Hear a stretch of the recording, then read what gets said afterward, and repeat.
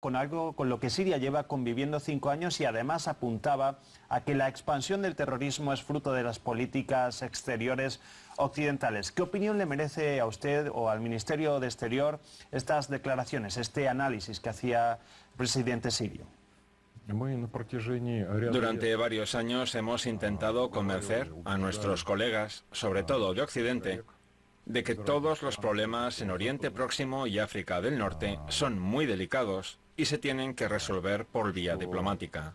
No estábamos de acuerdo con los métodos que algunas veces nuestros socios usaban para influir en la situación en la región. En primer lugar, me refiero a Libia. La política que llevaron a cabo Francia, entre otros países, en relación a Libia, según nuestro punto de vista, no fue la correcta.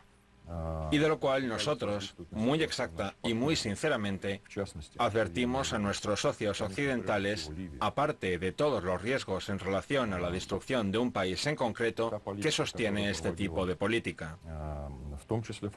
Puede que recuerde cómo se interpretó, por ejemplo, la resolución del Consejo de Seguridad de la ONU en cuanto a la implantación de una zona de exclusión aérea en Libia.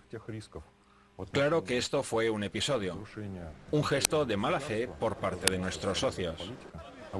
Y esta política llevó a que prácticamente quedaran paralizados los servicios especiales de las fuerzas del orden, a que las armas, que había demasiadas en el ejército libio, colapsaran la región, a que huyera gente que componía una significativa parte del ejército libio, etc. Pero lo más importante son las acciones en relación a Libia, en relación a su líder. Eso ha agitado a todo el mundo árabe. Nosotros lo advertimos. Se radicalizaría todo el pueblo árabe. Yo, personalmente, hablé de esto con mis socios del antiguo grupo del G8. Y más de una vez hicimos hincapié en esto. Por desgracia, resultó que estábamos en lo cierto. Todo ocurrió aproximadamente así. Y aquellos, los miembros de la OTAN y Francia en particular, que apoyaron a Libia en la lucha contra el régimen de Gaddafi, después tuvieron que luchar en territorio de Mali, en la operación Serval. Y se lanzaron armas y ocurrió esa misma radicalización de la que habíamos advertido. A nuestro modo de ver, la lección política concluye que no hay que poner en peligro los regímenes de otros estados, sean bienvenidos o no. Y en Irak, hasta el año 2003, no había en el territorio iraquí una amenaza terrorista. En el territorio libio en tiempos de Gaddafi, y no me refiero ahora a cómo se observaron los derechos humanos, de este tema también se puede hablar, ¿cuándo los libios vivían mejor? ¿Durante Gaddafi o ahora? Creo que puede ser una interesante discusión que también se puede llevar a cabo. Pero en cualquier caso, no existía radicalismo islámico en el territorio de Libia durante el régimen de Gaddafi. Claro que en Siria no había las fuerzas que actúan ahora. Esto es un juego indiscriminado con la oposición de estos países.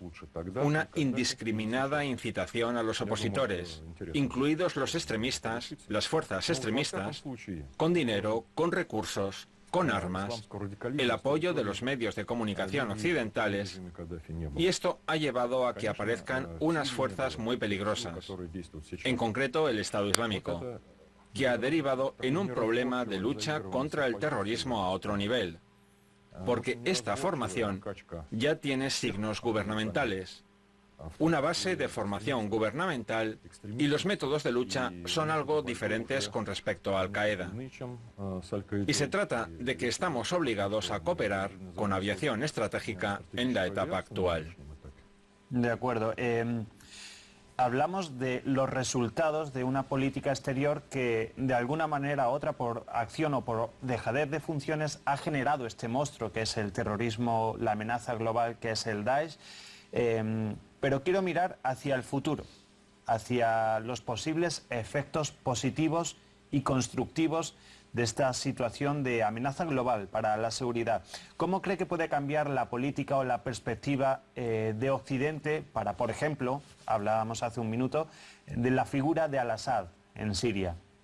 En esta situación dada es imprescindible reconocer pragmáticamente que no es posible vencer al Estado Islámico sin la participación del gobierno que se encuentra en el poder en Siria, sin la participación de Bashar al-Assad. Por eso creo que las prioridades actuales en relación al futuro político de esta persona en concreto, del actual presidente de Siria, deben ser desplazadas. Lo argumento en primer lugar desde el punto de vista de la lucha contra el terrorismo. Y en cualquier caso, la situación hay que resolverla por medio del diálogo político y no por medio del bombeo de armas o dinero a la oposición. ¿Precisamente cree que esta situación representa una amenaza para, después de años de desencuentro en la política exterior en Oriente Medio, entre Rusia, entre Estados Unidos, entre la Unión Europea, entre los países del Golfo, cree que realmente a partir de ahora podemos tener la esperanza de asistir a una coalición verdadera, a una unión total para luchar contra este enemigo? Hemos visto recientemente, por ejemplo, el pacto antiterrorista entre Francia y Rusia. Una vez más lo esperamos y, en consecuencia, insistentemente, durante muchos años propusimos crear precisamente tal coalición que ampliamente incluyera a todos los estados interesados, a todos los estados que estuvieran interesados de la manera más directa y juiciosa, en su mayor grado, en la lucha contra el terrorismo en Siria e Irak. Pero, por desgracia, incluso nuestra resolución de proyecto, que estaba enfocada y propuesta para el 30 de septiembre en el Consejo de Seguridad de la ONU, se bloqueó con terceros pretextos. Incluso se había creado en una lengua sencilla e indiscutible. Pero aún así se encontró cierto fundamento para no estar de acuerdo con ella. Por supuesto que esperamos que la situación cambie. La coalición que existe hasta ahora, con Estados Unidos a la cabeza, su actuación, los expertos la valoran de formas diferentes. Pero creo que una de las palabras más suaves que se emplearon es que no fue efectiva. Veamos la historia de las acciones de esa coalición. Los bombardeos tienen lugar desde hace más de un año. La cifra que dan los expertos es de aproximadamente 8.000 operaciones aéreas de la aviación al año. Realmente, cerca de un cuarto de estas operaciones, aproximadamente en un cuarto de los casos, los aviones regresaron sin haber hecho ni un solo disparo. Es decir, no encontraron ningún blanco que atacar. ¿Cuál es el efecto de esta empresa? Al menos territorialmente, el Estado Islámico no ha perdido nada. En cuanto a recursos humanos se refiere, la cantidad de combatientes que entran en esta organización superan la cantidad que pierden como resultado de la acción bélica. En cuanto a la financiación, ante todo a costa del comercio del petróleo y la producción petrolera, los ingresos del Estado Islámico no se han reducido, sino que más bien han crecido. Si hace un año los expertos decían que el Estado Islámico podía exportar 30.000 barriles de petróleo al día, ahora una cifra bastante conservadora es la de 40 o 50.000. Es decir, ha crecido la exportación una vez y media más en un año de bombardeos. Hay hasta cifras de 80.000. Pero tomamos la cifra más conservadora y segura. Se pregunta dónde está el efecto de los ataques aéreos de la coalición. La infraestructura petrolera podría haber sido puesta fuera de servicio en este tiempo. Y claro, lo más importante, desde el punto de vista financiero para el Estado Islámico, es que el comercio ilegal de producción petrolera se interrumpiera. Nada de esto ha ocurrido. Solo hace poco Francia decidió llevar a cabo un ataque en la zona petrolera del noreste de Siria. Pero, como ya he dicho, Bashar al-Assad y el Estado Islámico son considerados como enemigos por los franceses. Por eso, al llevar a cabo tal ataque, es como si lo hubieran destinado a ambos, tanto al gobierno de Siria como al Estado Islámico. Yo supongo que los franceses parten de la idea de que el ejército sirio recuperará pronto esos territorios. Quiero resaltar que en Irak los franceses no bombardearon el sector petrolero, y es una situación extraña. Y eso lo notamos no solo nosotros. Nosotros observamos la situación a lo largo del año. Durante la Segunda Guerra Mundial hubo un periodo de guerra extraño. Cuando se abrió el segundo frente, nuestros aliados en el frente occidental no atacaron. Es una campaña un poco rara, un periodo de interrupción incomprensible, durante el cual el Estado Islámico no hizo más que fortalecerse.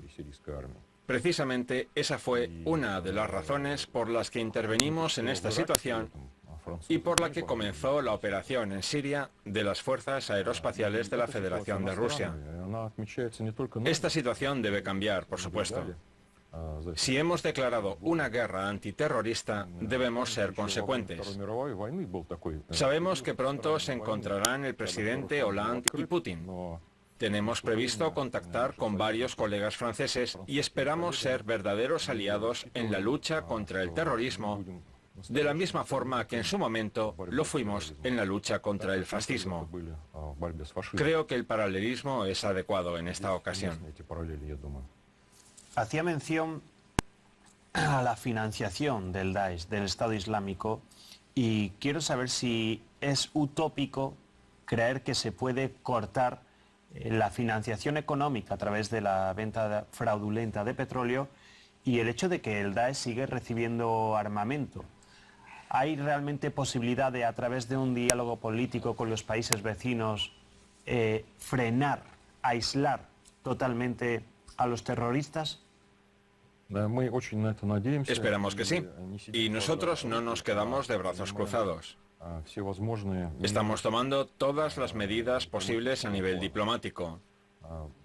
Echando la vista atrás, hace unos meses, por iniciativa de la Federación de Rusia, el presidente del Consejo de Seguridad anunció primero que era necesario actuar contra la financiación del Estado Islámico, y más tarde salió la resolución del Consejo de Seguridad.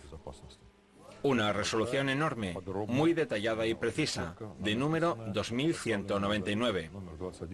Recomiendo a los interesados que lean el documento. La resolución establece que la principal fuente de financiación del Estado Islámico es el comercio ilegal de petróleo y productos petrolíferos. Aunque en dicho documento se describen todas las fuentes. Los estados son llamados a luchar contra este comercio ilegal de petróleo, contrabando de antigüedades, etc., de la forma más contundente. Esta resolución se aprobó según el capítulo 7 de la Carta de las Naciones Unidas. Es obligatorio que lo cumplan todos los estados. Por desgracia, no hemos visto resultados espectaculares, es cierto. Nosotros propusimos crear un mecanismo de monitorización que controlase completamente el cumplimiento de esta resolución. Desgraciadamente, esta idea se rechazó en el Consejo de Seguridad. Pero hay otras medidas que se pueden tomar, y concretamente por parte del FATF, el Grupo de Acción Financiera en contra del lavado de dinero. Se tomaron decisiones muy útiles por iniciativa también nuestra y en cooperación con Estados Unidos, con la delegación de Estados Unidos. Pero hace falta seguir adelante. Cuando usted me hacía esta pregunta, daba a entender que en este aspecto las cosas no van del todo bien. Y no puedo hacer más que estar de acuerdo. Este es nuestro punto de vista y vamos a seguir trabajando en esta dirección para que la resolución se cumpla de forma mucho más efectiva. Desde su departamento, Nuevos Retos y Amenazas, quiero preguntar por los refugiados. Sabemos que se han encontrado pasaportes de al menos 2 terroristas que han usado el cauce de refugiados para acceder a París. ¿Cómo cree que debe actuar la Comunidad Europea y los países a nivel individual y colectivo ante esta posible amenaza? ¿Se deben establecer protocolos de seguridad? Es un problema que se conocía de antemano. Y desafortunadamente se dificulta todavía más al existir la posibilidad de que los terroristas puedan entrar en los países de la Unión Europea, no solo junto con los refugiados. Yo creo que si se confirma que es cierto que esos dos terroristas entraron como refugiados, siguen siendo la minoría de los terroristas que perpetraron los atentados en París y entre los potenciales terroristas. Las amenazas que ofrece el Estado Islámico creemos que vienen principalmente de los yihadistas que estuvieron en Siria e Irak, que participaron en acciones bélicas en el bando del Estado Islámico, Al-Nusra y otras organizaciones terroristas extremistas, y que volvieron a casa con preparación de combate, con conocimientos y con un estado psicológico poco estable. Es gente que resuelve los problemas por medio de la fuerza y que, por desgracia, tienen ciertas habilidades para actuar de esta manera. Es un gran problema y seguramente la mayoría de ellos son ciudadanos de estos países europeos o residentes permanentes o incluso han recibido el estatus de refugiados. Por eso vuelven a casa, vuelven a estos países con documentos oficiales de identidad. Por eso no tienen necesidad de esconderse entre los refugiados, aunque siguen siendo un factor adicional de amenaza. Me gustaría hablar ahora de la real amenaza que supone el Daesh porque tiene una enorme fuerza propagandística. Hemos visto que han anunciado que Washington, Londres y también otras regiones menos macropolitas como Al-Ándalus son objetivo de amenaza terrorista. ¿Cree que son una amenaza real y hay que tener un miedo efectivo hacia las amenazas del Daesh hacia lugares como Washington, como Londres o como regiones en el sur de España de Al-Ándalus? Pienso que hay que tener en cuenta todas las amenazas, por muy increíbles y poco probables que sean. Pero quiero tranquilizar a los que pueda. Sé a ciencia cierta que los cuerpos de seguridad están evaluando detalladamente y escrupulosamente todas estas amenazas. Se hace todo lo posible al nivel más alto posible en todos los países que están vinculados a este asunto para que estas amenazas no se cumplan. Solamente Dios nos puede dar la garantía del 100%. Y a nivel nacional, aquí en Rusia, existen recelos de que el operativo militar pueda generar más inseguridad. Así se ha confesado desde el Kremlin, siempre se advierte que se está trabajando en ello, pero ¿qué grado de amenaza real existe, por ejemplo, hoy día en las calles de Moscú? Quiero destacar que en general la operación militar conlleva ciertos riesgos. Los que toman las decisiones lo saben perfectamente. Por otro lado, quiero recordar que la Federación de Rusia tiene una experiencia excepcional que deberíamos promover a mayor escala y dar a conocer a la comunidad internacional para luchar contra el terrorismo. Sobre todo me refiero a los acontecimientos en el Cáucaso Norte. 0 actos terroristas en la República de Chechenia durante largo periodo de tiempo. En general, allí reina la tranquilidad. Se lleva a cabo la desradicalización de una parte de la población.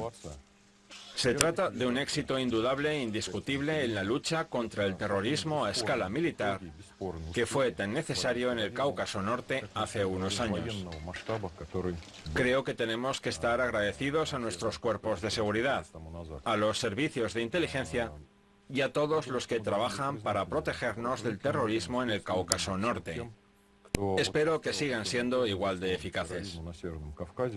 Por último, no tenemos más tiempo, señor Ilya Rogachev. Hemos oído desde Francia, desde argumentos políticos que afirman que estamos en una guerra total contra el Daesh. ¿Cómo define usted la situación actual?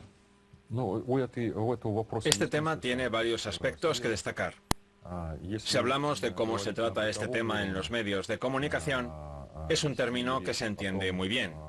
Es fácil de asimilar, llama mucho la atención y refleja correctamente una parte emocional del asunto. Pero desde el punto de vista jurídico surgen muchas preguntas. Lo mismo pasó cuando George Bush Jr. declaró la guerra al terrorismo. Desde el punto de vista del derecho internacional se barajaron las cartas. La pregunta era, ¿cómo había que interpretar las palabras del presidente de aquel entonces de Estados Unidos? Si estamos en guerra contra el terrorismo, hay que aplicar el régimen establecido por las 4 convenciones de Ginebra en relación a la protección de las víctimas de guerra. ¿Deberíamos tratarlos entonces como prisioneros de guerra? En teoría, habría que aplicar el régimen establecido en una de las convenciones que regulan el trato a los prisioneros de guerra. Por supuesto, no sería correcto, porque son delincuentes, según el derecho penal, y habría que tratarlos como tales. Eso causaba aún más problemas que los juristas profesionales estadounidenses intentaban solucionar, inventando un nuevo estatus en el derecho internacional como un no combatiente, enemigo o algo por el estilo. Al final creo que todos se confundieron. Nosotros lo consideramos un llamamiento político que refleja la parte emocional de este asunto. Desde el punto de vista jurídico, tengo mucho que decir. Pues muchísimas gracias. Creo que ya me he cedido de su tiempo. Gracias. Como suelen decir, perdón por la colaboración. Gracias, Ilya Rogachov, por sus reflexiones, por su tiempo sobre la crisis en Siria, la crisis en Oriente Medio y, sobre todo, la nueva amenaza a la seguridad internacional que representa el terrorismo de la yihad.